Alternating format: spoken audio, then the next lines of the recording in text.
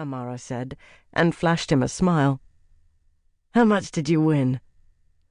14 silver bulls, Enos said, his tone unrepentantly smug. Lord Aquitaine's head valet just can't seem to help himself when it comes to gambling. Amara finished the broth, and Enos immediately filled her hand with another mug of tea. She sipped it. Delicious. Perhaps she'd managed to walk all the way to a warm bunk before she collapsed after all. "Is he available?"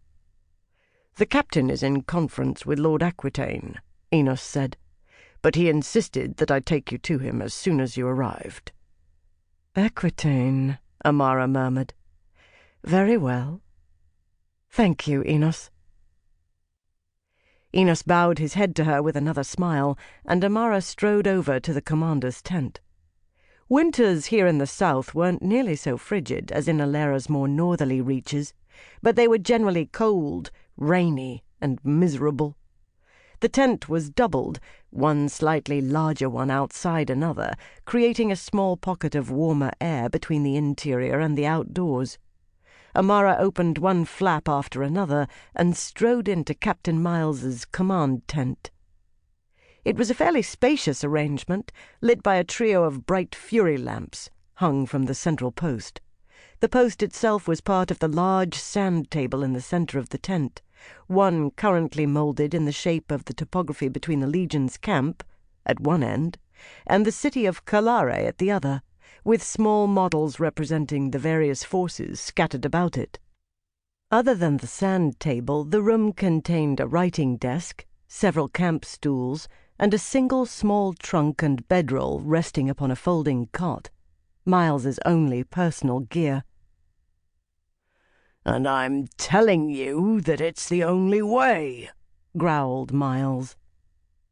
He was a man of average height, but built like a stone rampart, all stocky strength. His armor bore the dents, scratches, and permanent scorch marks of the action it had seen since the beginning of Calare's rebellion. There was grey threaded through his short dark hair, and as he paced the length of the sand table, studying it, he moved with a slight but definite limp. "If we don't move in concert, we'll risk defeat in detail." "Don't be such an alarmist," the second man in the tent said. He was far taller than Miles, long-limbed, and sat on a camp stool with an easy confidence that made him seem to fill more of the tent than Miles. There was something leonine about him, from dark golden hair that hung to his shoulders, to his dark, hooded eyes, to the casual strength evident in his shoulders and legs. Aquitanus Attis, the High Lord of Aquitaine, wore a red silk shirt, dark leather trousers, and evidently felt no need to wear armor. "If 2 years here have shown us anything, it's that Calare can no more easily maneuver through the fens than we can.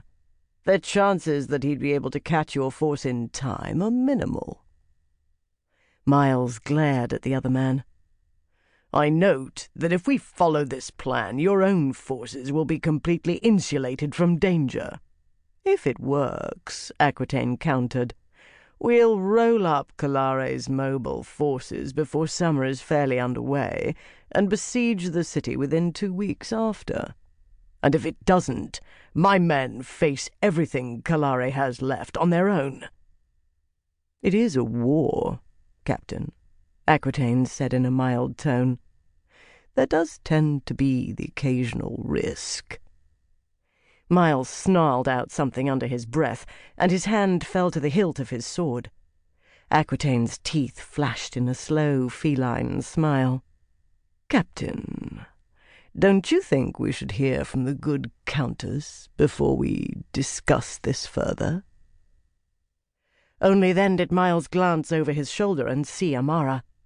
There was color high in his cheeks, and his eyes glittered with anger. He glowered at Amara for a moment, then shook his head, composed his expression, gave her a nod, and said, "Countess, welcome." "Thank you, Captain." She nodded to Aquitaine. "Your Grace?" Aquitaine gave her a speculative stare and a bland...